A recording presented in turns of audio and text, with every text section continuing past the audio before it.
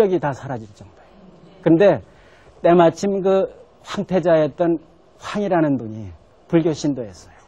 그래서 아버지가 그러는 거를 막아보려고 무척 노력을 하다 안 되니까 미리 통지를 해줘가지고 대개 숨을 사람은 숨고 이제 감출 건 감추고 그랬다는 거예요.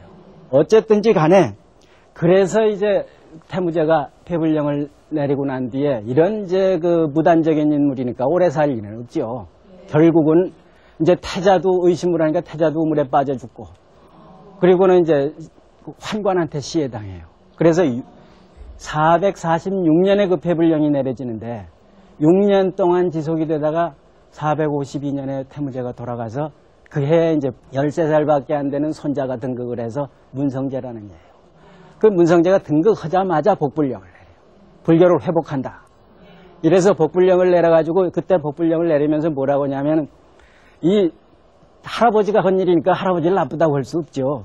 그러니까 예전에 태무제께서 죄 있는 자를 벌하라고 그랬지 누가 불교를 벌하라고 그랬느냐. 그런데 죄 있는 자를 벌하라고 그랬더니 관리들이 그만 그 과잉하느라고 이게 다 이렇게 했으니까 이게 잘못이다. 돌아간 태자, 자기 아버지죠. 태자가 이걸 회복하려고 무척 노력을 했는데 다 못하시고 하셨다. 그래서 내가 한다. 이래가지고 이제 복불령을 내린다. 그래서 그 복불령을 내리게 되니까 이 소문이 뭐 전 세계에 퍼졌을 거 아닙니까? 그러니까 인도 쪽에서 이제 그 복불령을 내린다는 소리를 듣고 새로운 전도승들을 보내서 새로운 양식의 불상을 보내요. 굽타 시대의 마투라 불상을 이제 보신 기억이 있을 거예요. 그 양식이 들어온 겁니다. 이 소라 껍질같이 이렇게 돌아간 머리, 형태를 한 이 나발과 이런 오른쪽 어깨를 드러내놓은 편단우견한 이런 그 옷 입는 법 이런 게 중인도에서 들어오는데 여기서 지난번에도 잠시 말씀드렸을지 모르겠는데 여기 이 중국 문화권에서는 오른쪽 어깨를 드러내놓는 거를 죄인만 그렇게 하는 겁니다. 여러분들도 요새 행세하는 집안에서 보면 아직까지도 상당하면은 소매 하나 빼죠. 성복하기 전에. 그래서 이게 죄인이라는 표시로 소매 빼는 거예요. 그래서 이 부처님이 죄인의 모습으로 할 수는 없으니까 중국에 들어와서 이렇게 반쯤 덮게 만들었어요. 이거는 이렇게 반 덮는 거는 이 시대에 중국에서만 있었던 거지 인도에는 없는 겁니다.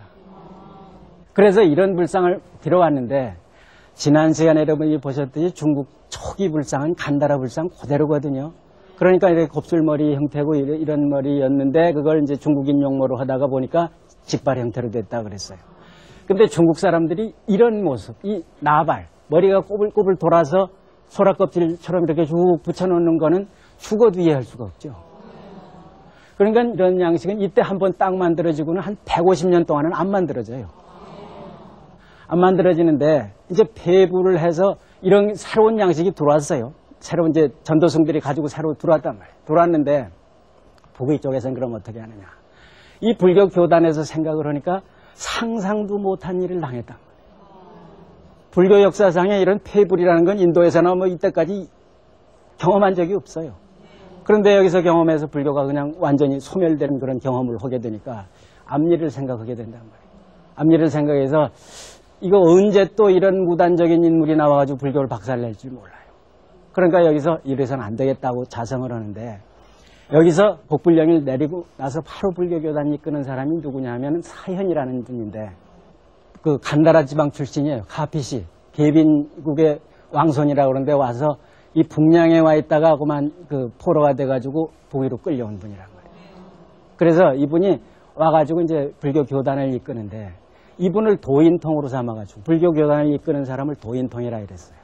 삼아가지고 이분을 이제 그 왕사로 이렇게 모셔오니까 이가 생각하기를 이거 이대로 둬서는 안 되겠다 해서 절대로 북위가 존재하는 한 불상을 깨트릴 수 없게 하는 방법이 없을까 생각을 하니까 황제의 얼굴로 불상을 만들어 놓으면은 후손들이 자기 조상 얼굴을 깨트릴 수는 없죠.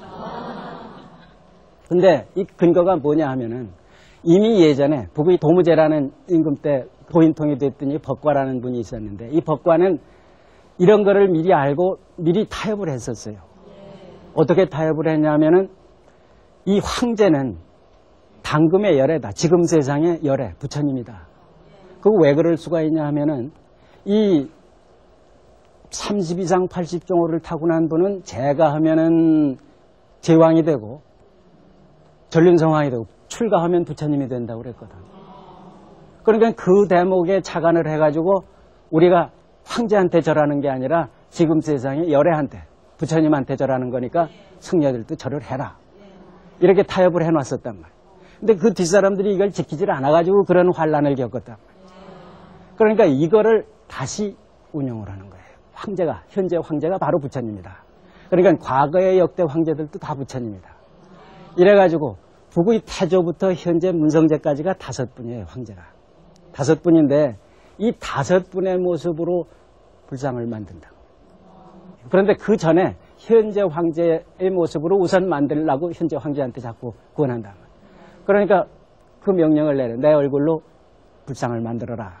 그래서 돌로 만들기 시작을 했더니 이 문성제 얼굴에 검은 사마귀가 하나 있고 발바닥에 사마귀가 하나 있을 겁니다. 근데 닦아가는 중간에 그 사마귀 난 자리에 정확하게 검은 사마귀가 돋아나더라는 거예요. 그러니까 이 14살밖에 안 된 황제가 완전히 믿을 밖에 없죠. 근데 이 종교라는 건 그렇습니다. 이런 신비적인 요소가 있어요. 열심히 기도하고 이렇게 하면 그래서 종교가 인류 문화를 이제 이 진작을 시키고 발전을 시켜온 겁니다. 그래서 이런 일이 있고 나서 이제 그 뒤에 다묘라는 이가 도인통이 됐는데 다묘라는 이 때는 보다 불교적인 그 용어를 쓰고 싶어서 사문통이라, 사문이라는 건 승려라는 얘기예요. 승려의 이 그 우두머리다 하는 의미로 사문통이라 이렇게 이제 벼슬 이름을 바꾸고는 이분은 더 적극적이었어요. 금동으로 만들고 뭐 이렇게 석상으로 만들고 하는 거는 그 깨트려 버리기 쉽고 녹여버리기가 쉽단 말이죠. 그러니까 절대로 깨트릴 수 없는 거 뭐 없을까 생각을 하니까 이 수도 근처에 무주산이라는 산이 있는데 그 산